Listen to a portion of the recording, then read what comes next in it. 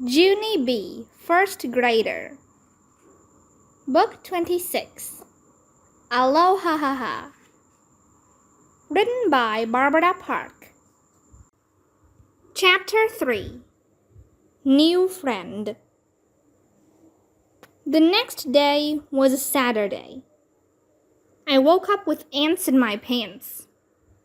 'Cause just one more day till Hawaii, of course. After breakfast, me and Mother packed my suitcase for the trip.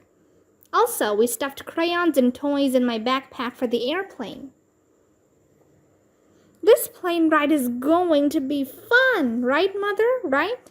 I said. This plane ride is going to be the time of my life. Mother sighed. Well, it's definitely going to be long, that's for sure, she said. And it could get a little boring too, I'm afraid. She stood there a minute. Then she winked at me. That's why I got you a brand new friend for the trip, Junie B., she said. My eyes lighted up, very thrilled. A new friend? I said. You got me a new friend? She ruffled my hair. I sure did. Wait here and I'll go get her, she said.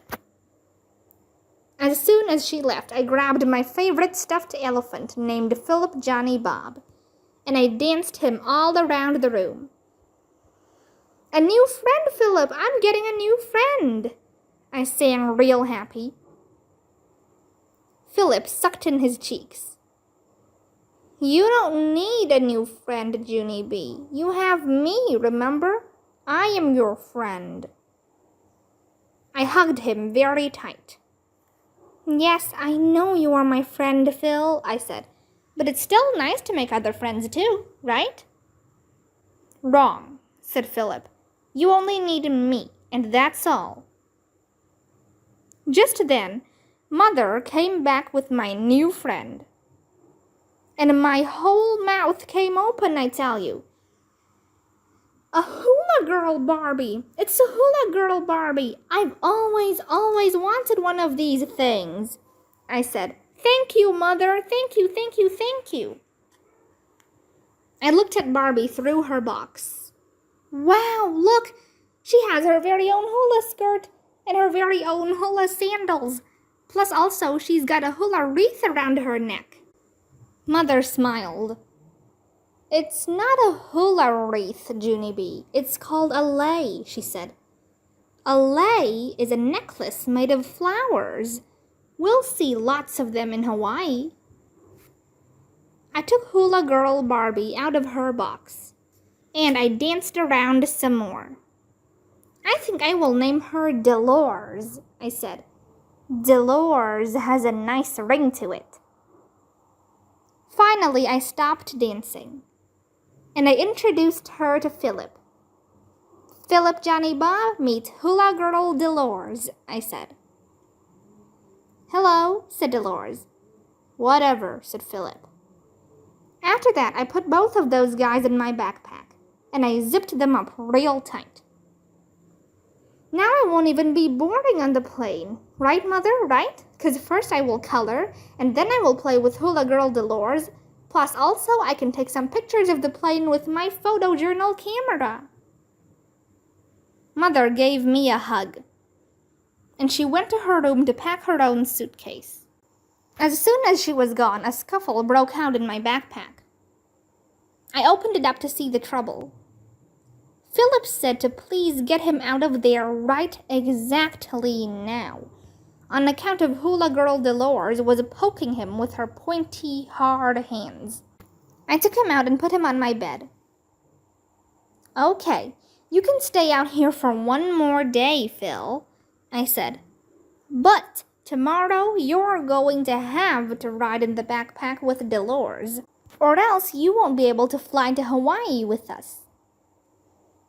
Just then, chill bumps came on my arms.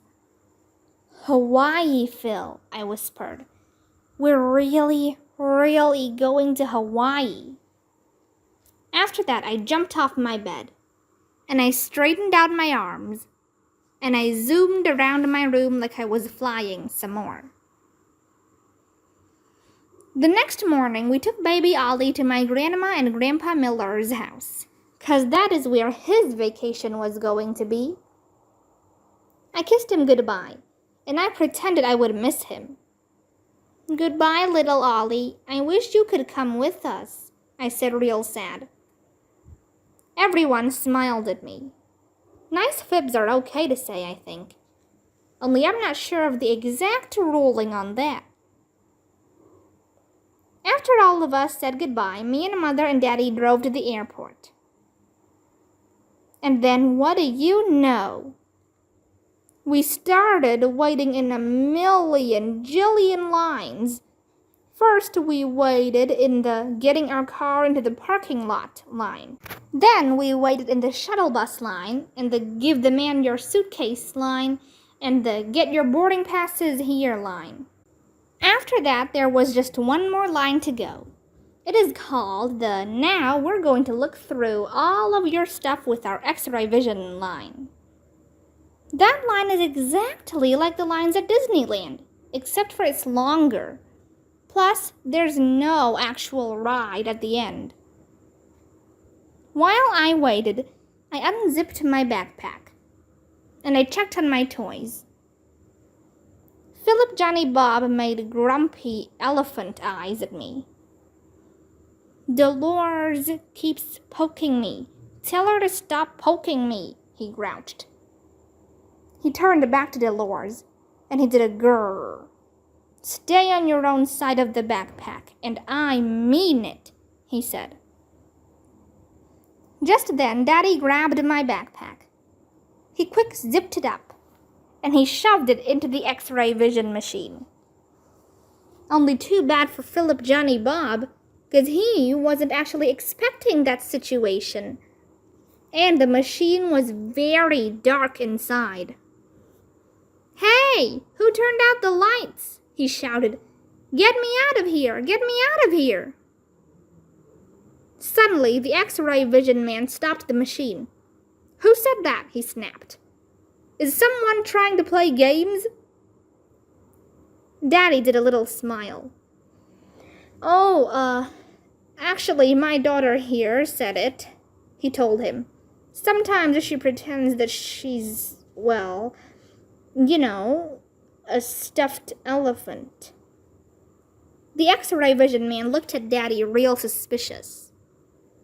Then a lady pulled us out of the line, and she made us hold out our arms, and she waved a giant wand all around ourselves.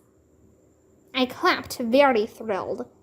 "Hey, this is just like America's Most Wanted," I said. The lady said this was not a joke, little miss. I stopped clapping. The airport does not have a good sense of humor. Chapter 4. Being a Sandwich. After we got to our plane gate, we waited and waited some more. Then at last, a man said it was time for us to board the airplane. Board the airplane is the airport word for, what do you know, another dumb bunny line. Only good news, this time we were near the front, and so finally, we got to our seats. "I get the window seat! I get the window seat!" I called real loud. Then I ran there speedy quick, and I sat right down. There was a teensy little shade on the window. I pushed it up and pulled it down. It was a little bit stuckish. That's how come I kept pushing and pulling and pushing and pulling until it loosened up. Pretty soon I tapped on Mother and Daddy. "Watch me, okay? Watch me work the window shade," I said. I took a big breath and started right in. "Up and down, up and down, up and down," I said. I stopped and breathed again. Then I speeded up a little bit. "Up and down, up and down, up and down, up and down, up and..." Just then, Mother reached out her hand, and she stopped my progress. "Okay, good, fine, excellent shade work. Thank you very much," she said. Then she buckled my seat belt. I stretched out my legs as long as they would go. And guess what? They reached all the way to the seat in front of me. "Whoa, my legs are as tall as a giant," I said. I flattened my feet against the seat, and I pushed and stretched some more. Then, all of a sudden, the lady in front of me popped up like a jumping jack, and she spun around real angry. "Would you please stop kicking my seat?" she grouched. "I don't like having my seat kicked." Mother quick took my legs down. "Oh my, sorry," she said. "It's her first plane trip." I looked at Mother very curious. "But I wasn't even kicking her seat," I said. "My legs were just being tall." The lady made a harumph sound, and she turned around again. After that, I stayed real still, and I didn't move my muscles. "Only, wait a second, hold the phone." Just then, I spotted the cutest thing I ever saw. And it's called, "Hey, there's a little tray on the back of the grouchy lady's seat, and it's folded up real flat." I leaned up and opened it. "Huh, what will they think of next?" I said. I practiced folding it in and out. "Watch me, Mother, watch me, Daddy," I said. I stood up tall to demonstrate. In and out, in and out, in and out, in and... Bam! The grouchy lady popped up again. "What in heaven's name are you doing now?" she grouched, and did a gulp. "I'm demonstrating my tray table," I said. Mother's face looked embarrassed. She said she is sorry again. The lady did a snort and turned back around. "Please, Junie, said Mother, "behave yourself. Do not touch that lady's seat one more time." I slumped way down in my seat. Then I reached into my backpack, and I pulled out Philip Johnny Bob, and I whispered in his softy ear, "Do not touch that seat right there, or a grouchy lady will snap your trunk off," I said. Philip raised his eyebrows. "I can't touch it?" he asked. "Not even with my little pinky toe?" I thought for a second. "Well, okay. I guess you can touch it with your little pinky toe, but that's all," I said. And so, very careful, Philip reached out, and he touched the lady's seat with his pinky toe. And she didn't feel a thing. Me and Philip laughed and laughed at that funny joke. Then, pretty soon, he tapped on his chin, and he looked curious at me again. I wonder if there's a grouchy lady behind us, too?" he asked. I shrugged my shoulders.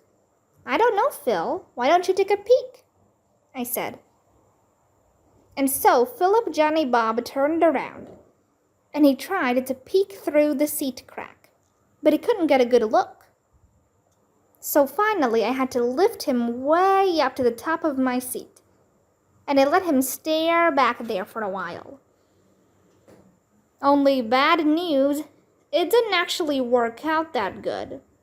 On account of we forgot that Phil's eyes are buttons, and buttons do not have good distance vision. He came back very glum. "Phooey," he said. "I couldn't see a thing. Now what?" I thought some more.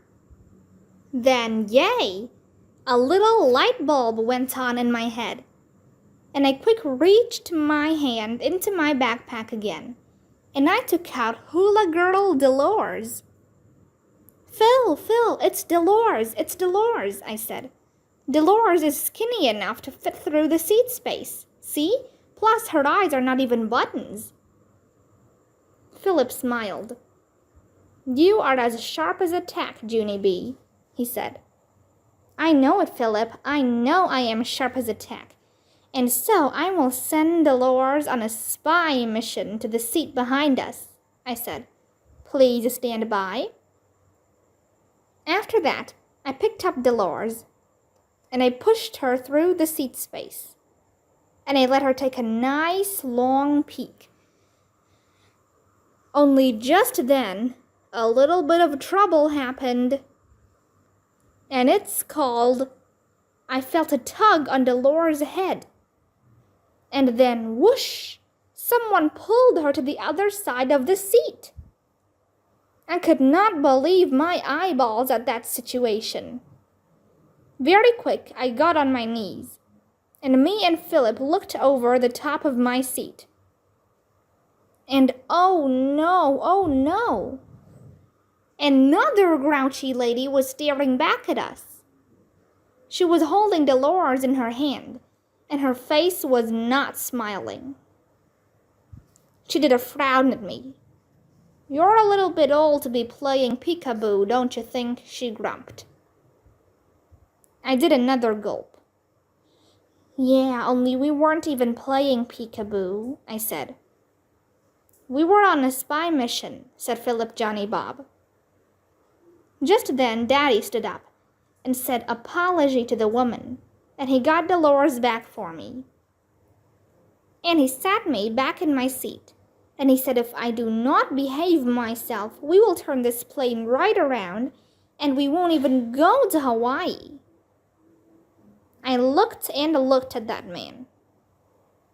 That was a bluff, I think. After that, I put Dolores away in my backpack, and me and Philip whispered to each other real secret. I can't believe it, Phil, I said. There's a grouchy lady in front of us and a grouchy lady behind us. Philip did a sigh. We're right in the middle of a grouchy lady sandwich. We slumped down in our seat, and we looked out the window. Then, whew! At last, the pilot talked over the loudspeakers, and he said we are next in line for takeoff. Me and Philip hugged each other real happy. And then, yippee! The engines got very loud, and the plane started to move. And we went faster and faster and faster. And we went all the way up in the sky. It was just like a magic carpet, I tell you. There were puffy clouds wherever I looked. This view takes my breathing away, I hollered to Mother and Daddy. Mother smiled. Yes, it does, she said. But you don't have to shout. I pointed at my ears. Yeah, only there's airplane noise in my head, and so I can't actually hear my own voice, I explained. Mother picked up my backpack. Well, let's try to find something quiet to do, okay? Okay, I said back. We looked through all the stuff I brought. Then, hooray! I spotted my brand new camera. Wow, I almost forgot about that assignment, I said.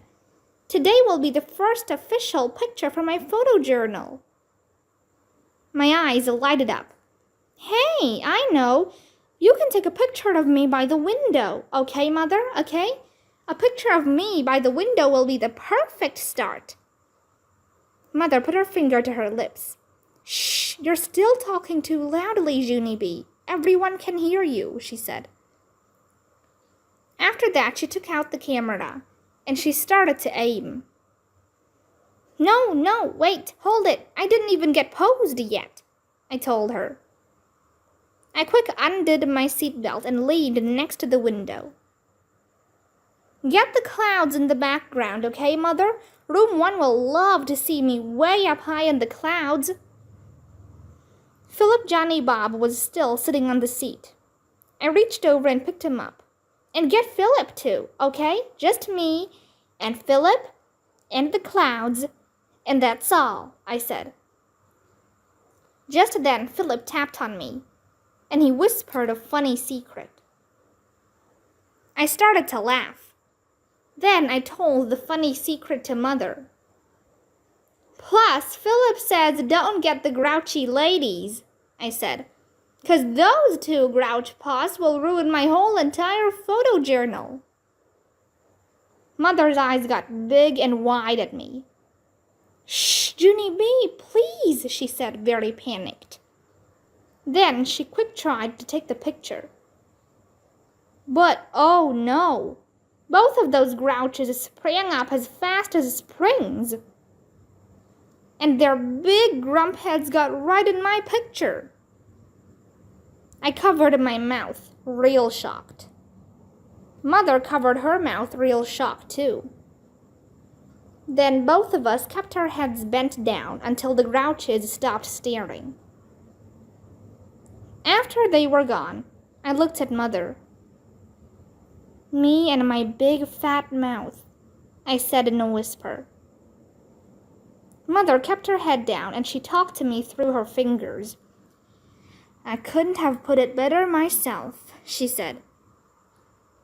After that, she gave me back my camera, and she said that maybe we would try again later, after the dust settled. I did a sigh. Yeah, only I can't try again later, I said real whiny. On account of I need to save the rest of the pictures for Hawaii. I slumped down very glum. Then I closed my eyes. And I thought about that stupid, dumb picture caption. Day 1, Grouchy Ladies. I did a cringe.